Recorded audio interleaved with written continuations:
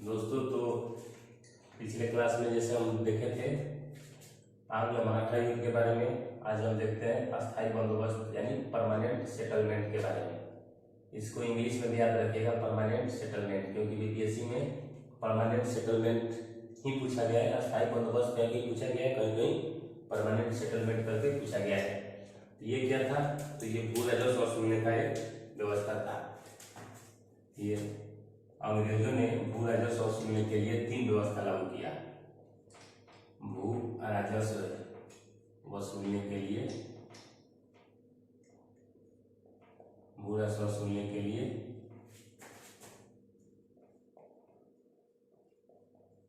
3 व्यवस्था लागू किया गया। 3 व्यवस्था लागू किया गया। एक तो अस्थायी बंदोबस्त, दूसरा है रैयतवाड़ी बंदोबस्त, तीसरा है महालवाड़ी बंदोबस्त। तब पहले हम देखेंगे अस्थायी बंदोबस्त के बारे में। तो सबसे पहले अंग्रेजों को टैक्स वसूलने का अधिकार 3 जिलों से प्राप्त हुआ।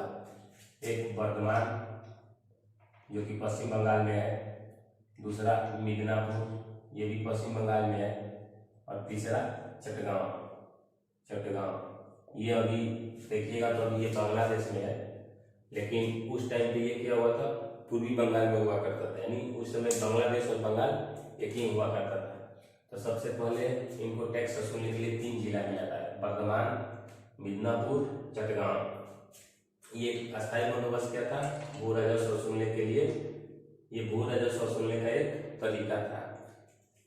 इसको सबसे पहले क्या हुआ था कि 1773 में जब वारेन हेस्टिंग जब वहाँ का बंगाल का गवर्नर जनरल बनता है, तो इसने क्या किया कि जो दीवान होते थे टैक्स वसूलने के लिए, जो दीवान बनाए जाते थे उसको खत्म कर दिया। तो वारेन हेस्टिंग क्या करता है? दीवानी पद समाप्त कर देता है। दीवानी पद समाप्त कर देता है कौन? Warren Hastings. इसके बाद वारेन हेस्टिंग क्या करता है कि दीवानी पद समाप्त करके एक रेवेन्यू बोर्ड की स्थापना करता है। किसका? रेवेन्यू बोर्ड का।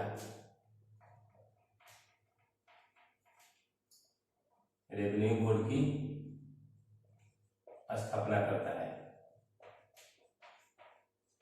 रेवेन्यू बोर्ड की स्थापना करता है और टैक्स वसूलने के लिए क्या करता है? पंचवर्षीय योजना लाता है। क्या करता है? पंचवर्षीय प्रणाली विकसित करता है। कौन? वारेन हेस्टिंग पंचवर्षीय प्रणाली विकसित करता है। कौन? Warren Hastings. किसके लिए? टैक्स वसूलने के लिए। लेकिन ये प्रणाली क्या होती है? असफल हो जाती है। ये प्रणाली का परिणाम उतना अच्छा नहीं रहता है, ये असफल हो जाती है। तो 1777 उसने क्या किया? 1777 में उसने क्या किया कि एक वर्षीय प्रणाली विकसित किया। एक वर्षीय प्रणाली विकसित किया। किसने विकसित किया? किसने? वारेन हेस्टिंग ने। तो इसका भी परिणाम क्या हुआ? अच्छा नहीं हुआ। दोनों का परिणाम अच्छा नहीं हुआ, दोनों असफल हो गया। दोनों प्रणाली, वर्षीय भी और पंचवर्षीय भी। इसके बाद क्या होता है कि 1786 में लॉर्ड कॉर्नवालिस गवर्नर बनता है। कब? 1786 में कौन गवर्नर बनता है? Lord Cornwallis.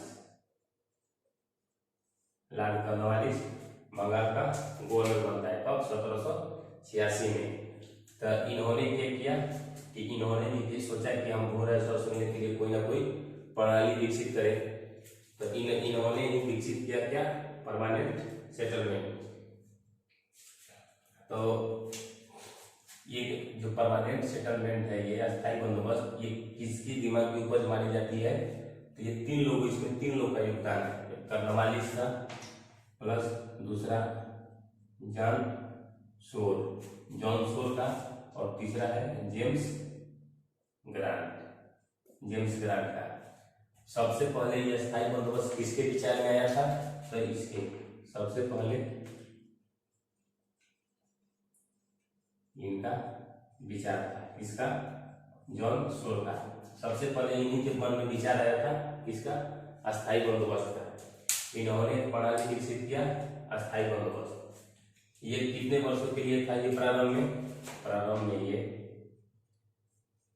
में है ये 10 वर्षों के लिए,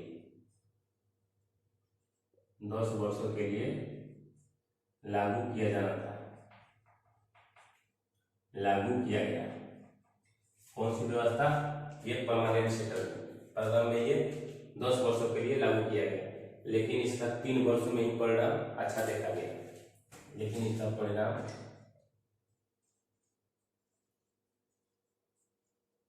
इसका परिणाम 3 वर्षों में ही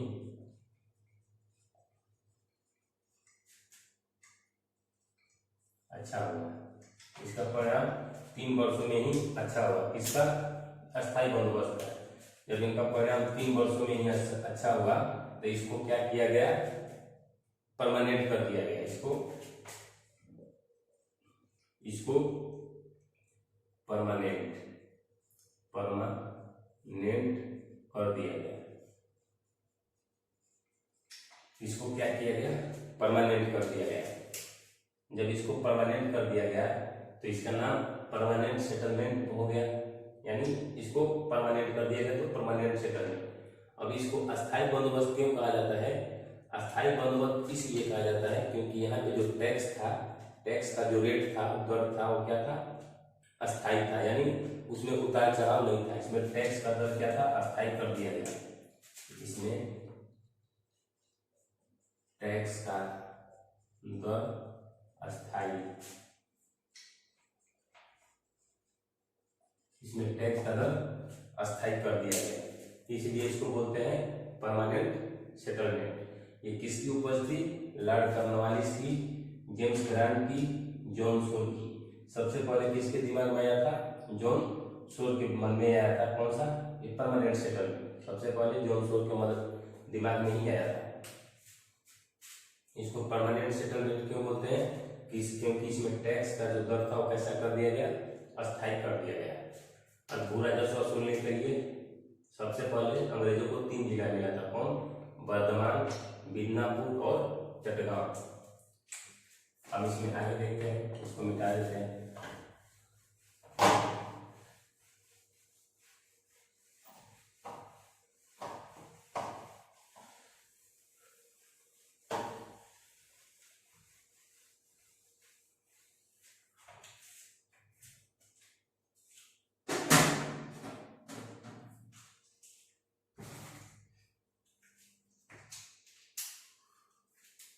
तो इसमें क्या क्या प्रावधान था, मतलब परमानेंट सेटलमेंट में क्या क्या प्रावधान था, इसमें देखेंगे इसका प्रावधान। इसमें मतलब क्या क्या प्रावधान था? तो एक तो था राजस्व का दर अस्थायी कर दिया गया, यानी परमानेंट कर दिया गया, यानी स्थिर कर दिया गया, अस्थायी कर दिया गया। कि हम आपसे मान लीजिए 10 रुपया टैक्स लेते हैं तो हम 10 रुपया ही टैक्स लेंगे, उसमें न 11 रुपया होगा न 9 रुपया होगा। तो इसका राजस्व का दर कैसा कर दिया गया? अस्थायी कर दिया गया। दूसरा, ये राजस्व वसूलने के लिए जमींदार को दिया गया। राजस्व वसूलने का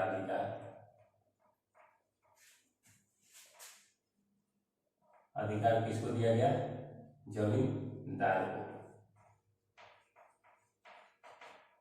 जमींदार को दिया गया।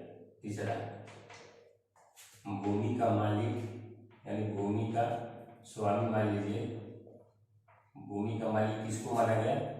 जमींदार को। भूमि का मालिक किसको मान लिया गया? जमींदार को। इसको एक और इसमें था, इसको बोलते हैं सूर्यास्त कानून। इसमें व्यवस्था लागू की गया था 1794 में। 1794 में एक व्यवस्था लागू की गई थी जिसको बोलते हैं सूर्यास्त कानून, यानी सनसेट लॉ।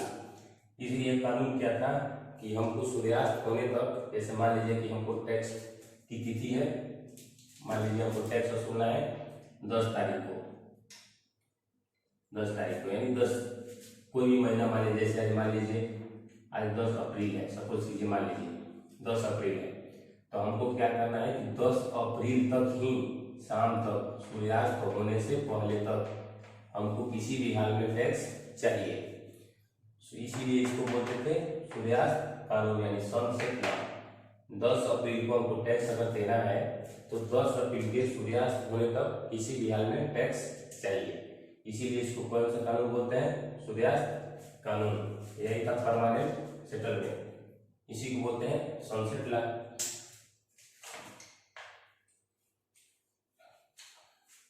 तो इसमें क्या किया गया था? इसमें किया गया था कि हम जो उपज होगा, मान लीजिए हमको 20 भाग उपज हुआ, कुछ भी मान लीजिए हमको चावल का प्रोडक्शन हुआ, मान लीजिए चावल की मेरा प्रोडक्शन हुआ या गेहूं का प्रोडक्शन हुआ, कितना हुआ? 20 क्विंटल हुआ।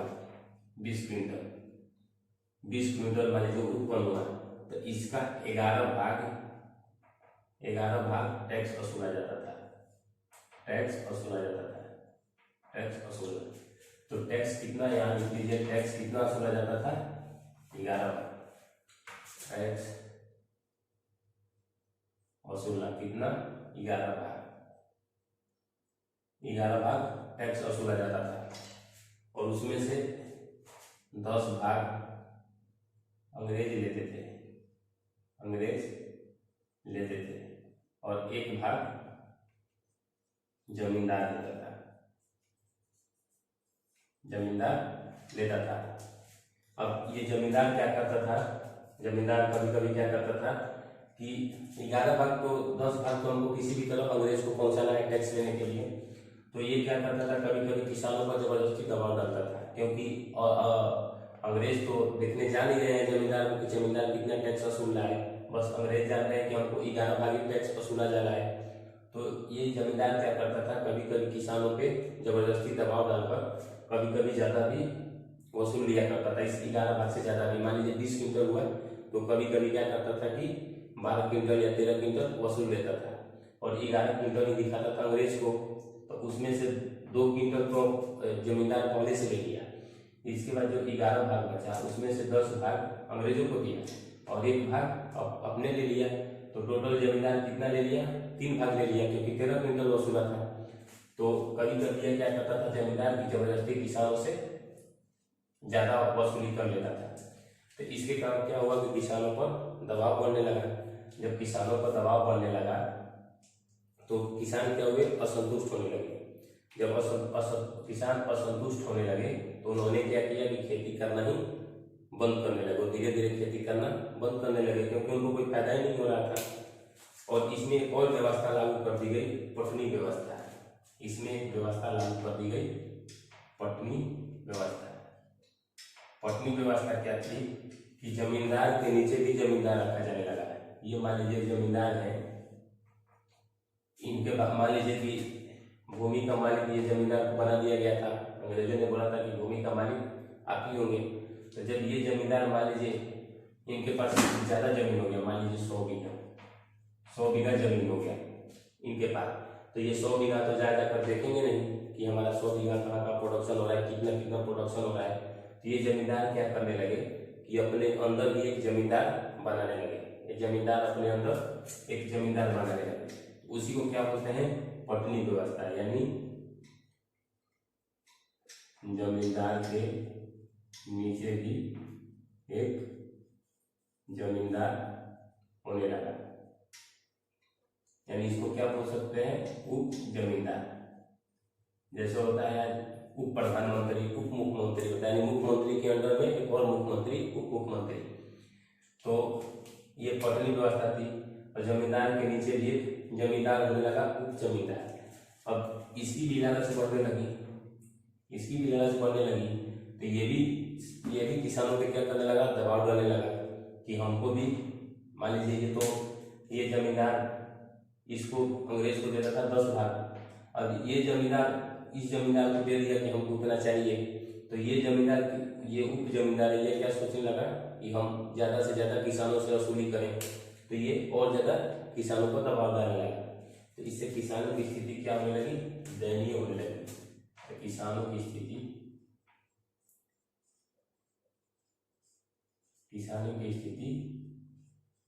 दयनीय होने लगी।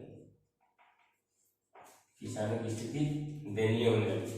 किसान क्या हुए, धीरे धीरे कर्ज की जाल में डूबते चले गए और किसान अपनी क्या किए, तो उनकी जमीनों पर किसका अधिकार होने लगा, धीरे धीरे जमींदारों का अधिकार होने लगा।